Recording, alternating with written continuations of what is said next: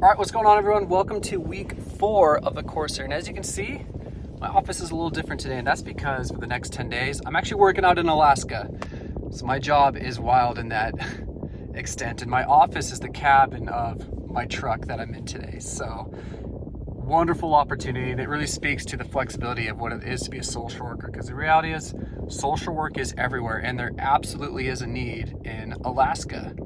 So congratulations on picking a career that you really can take it all around the globe. Let's shift gears, no pun intended for being in the truck here, into week 4 of our course here. And week 4 is one of my favorite weeks to teach because it's all about anxiety disorders.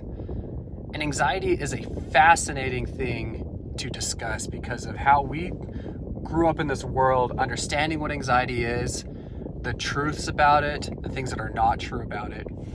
There's a whole section in the DSM on anxiety, I'm sure you've seen that ranges anywhere from a more general types of anxiety or a general anxiety disorder, GAD, which is one of the more common diagnosed conditions that we have, or specific phobias, whether it's a fear of heights, a fear of going outside, claustrophobia, who knows? There's specific phobias for a lot of different things. And the reality is that when you are working with someone who has anxiety, odds are you're going to know what they're trying to get some help with. Patients who have conditions with anxiety tend to be a little more motivated, and there's a reason for that.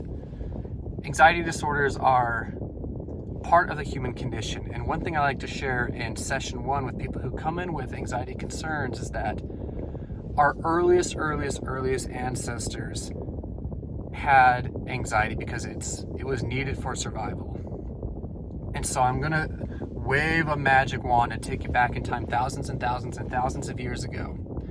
And let's think about our earliest ancestors.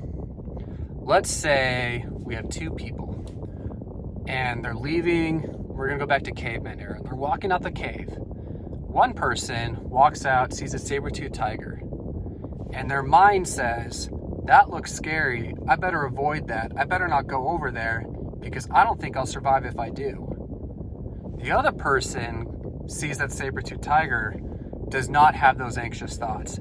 They're like, saber-toothed tiger, heck yeah, let's do this. Walks over there.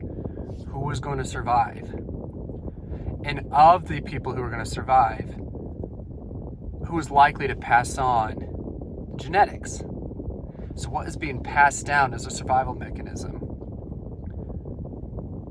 So one person does survive and they go back. Then they go back in their cave and they think and ruminate, which means to over and over and over and think, I can't go out there. There might be a tiger. There might be a tiger.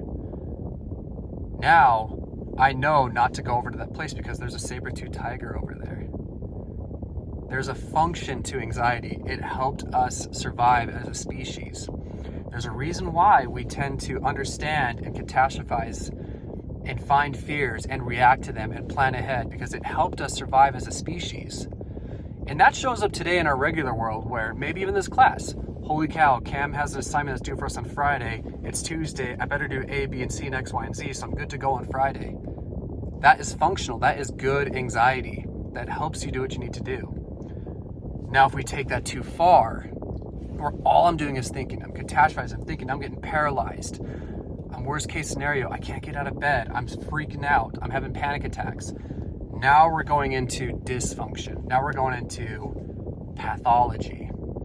And so it's super important to talk about with patients that we cannot eliminate anxiety, but we want it to be functional. Because the lack of anxiety means I'm not doing anything at all. Too much anxiety can be paralyzing. Now we're jumping into our fight or flight or freeze responses. And so it's super important to talk about what anxiety is and how we actually cannot get rid of it.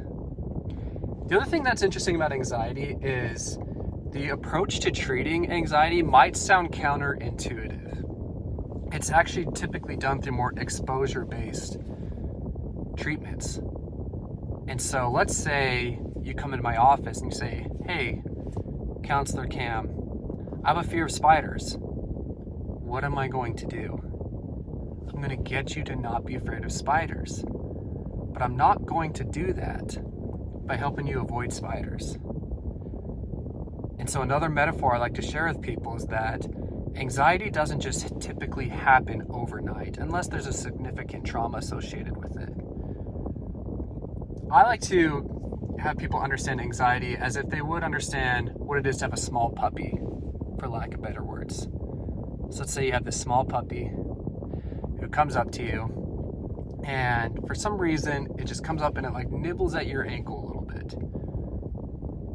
And at some point, like, this is annoying. I'm trying to do my thing, talk to my friends, go on a hike, do schoolwork, but it keeps nabbing at my ankle. I'm like, okay, whatever. I give the puppy some food, then it goes away. Cool. Now I'm doing my thing, puppy comes up again, nibbles. Now I know what to do. Just give the puppy some food, puppy goes away. I'm doing my thing. Over time, I keep doing this, but eventually the puppy is no longer a puppy. It's a dog. And when it bites, it nibbles, and now it kind of hurts.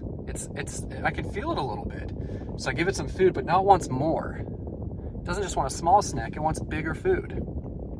So I give it more food, goes away. All fine and good. Gets bigger.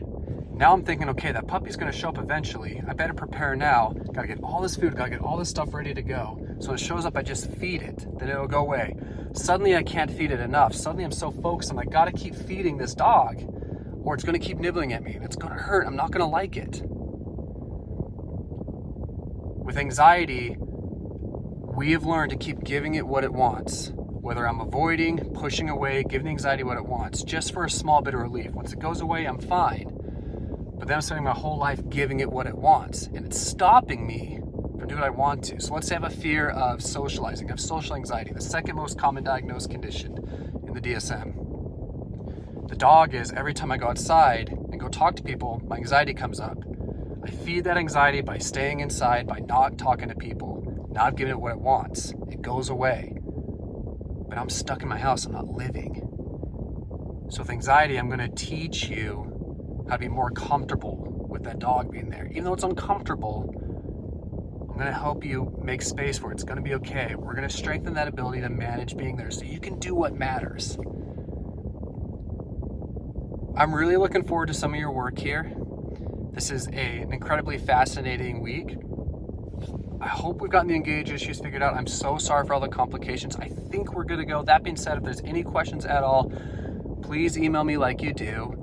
I'll be sending a whole bunch of instructions for what's due this week. As you can see, I am in Alaska. Service is poor out here, so for some reason, it takes me a while to get back. I'm so sorry. I'm only out here for another week, then I'll be a little more available. That being said, enjoy your week, and we'll talk soon.